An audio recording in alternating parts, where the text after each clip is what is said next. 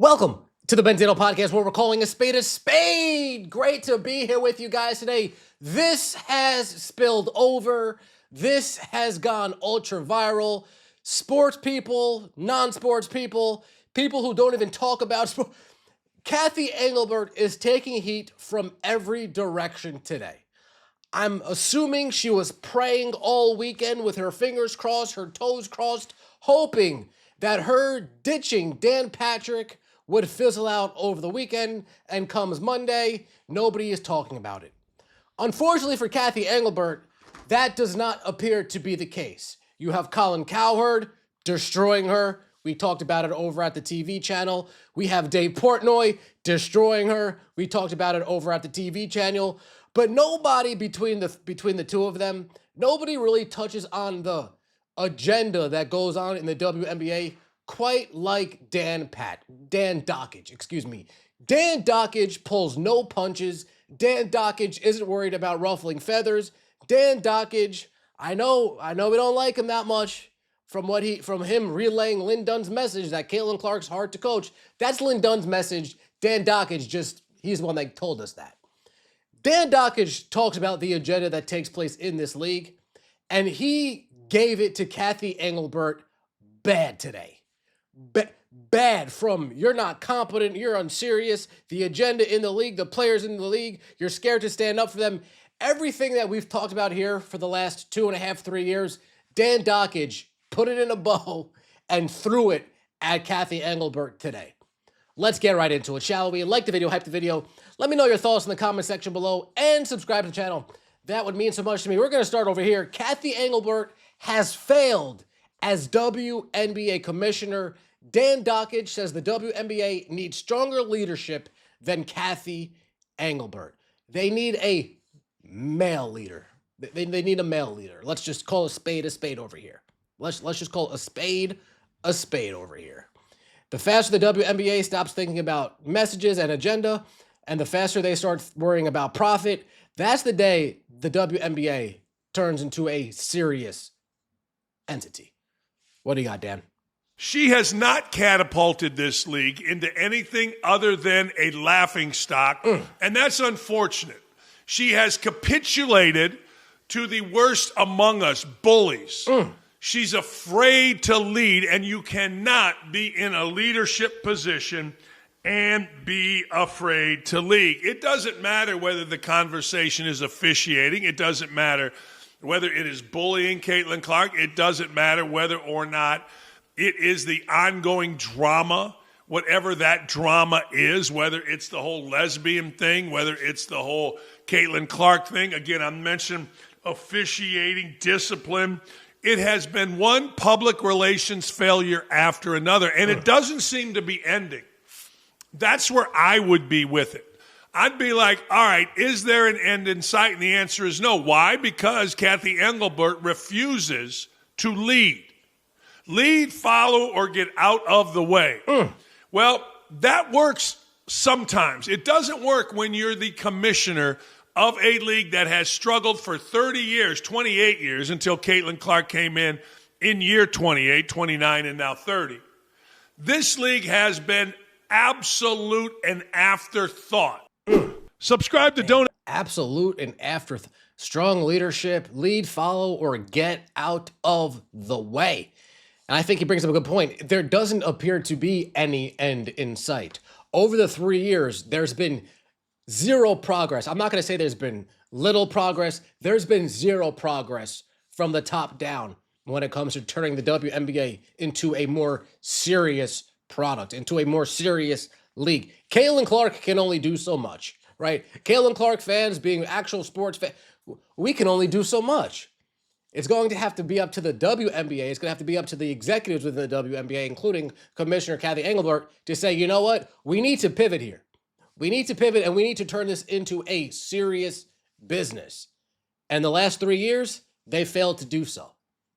In the last 3 years, they failed to do so. And Cathy Engelbert, another thing, speaking about her leadership, she's trying to pass this off on the PR. She's trying to blame the PR. Cathy, that even reeks of poor leadership worse.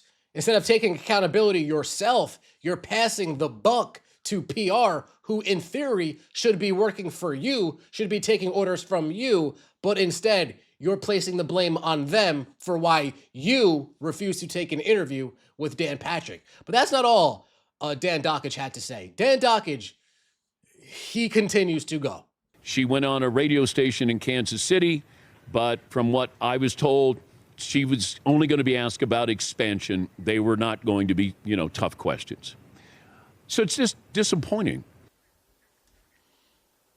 Normally, I don't care about a personality, whether it would be anybody, and a friend, not a friend, whatever, whining about a guest not showing up. And that's Dan Patrick's thing with Kathy Engelbert, and that's fine. And I don't blame Dan for doing exactly what he did. But the bigger issue is in leadership. And Dan said it right.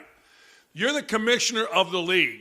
Yes, there are times when you listen to PR. But I always go to the actual. I've been in these situations. I've had PR people actually flown in a couple of different times when I've made certain decisions when I was coaching. And I always sat there and I listened. And this, though, you don't listen to unless you're so tone deaf about what's going on in your league, unless, my opinion, you're so afraid of the angry African-American lesbians getting mad at you and canceling you as the commissioner. Again, that's a good point right there. She could be afraid of the players in the league canceling her, a la Nafisa Collier, a la Onyeka Ogwumike, a la the WNBA Players Association putting out a 13-page PowerPoint presentation of why Kathy Engelbert isn't fit for the job. All of that could be very well true. I'm also going to throw this in there. She could be worried that maybe Congress isn't bluffing. Anything you say can and will be used against you. Maybe she's worried. But she's also incompetent and scared that the players are going to turn on her and just start airing every little thing out.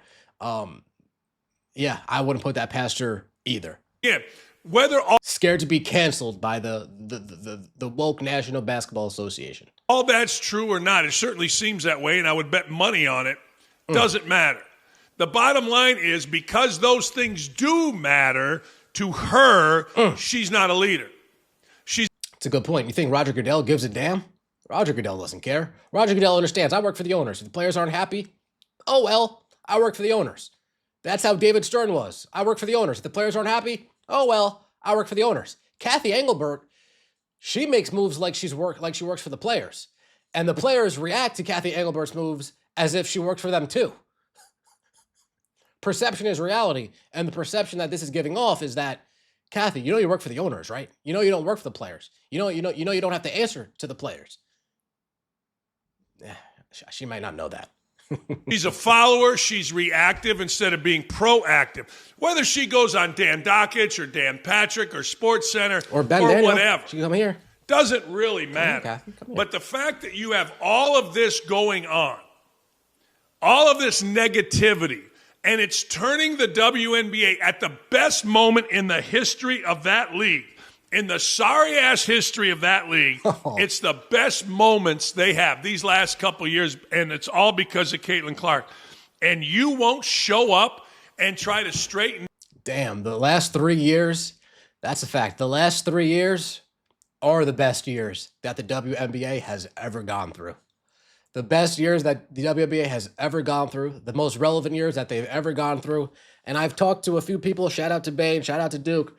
This Caitlin Clark story that's still trickling over between her and the officials and Alyssa Thomas and Congress, that story might be the biggest story ever in the league.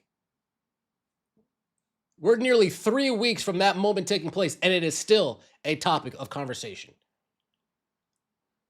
Let me know your thoughts about that in the comment section below. Like the video, hype the video, subscribe to the channel. I would greatly appreciate it. See you next time, and as always, take it easy.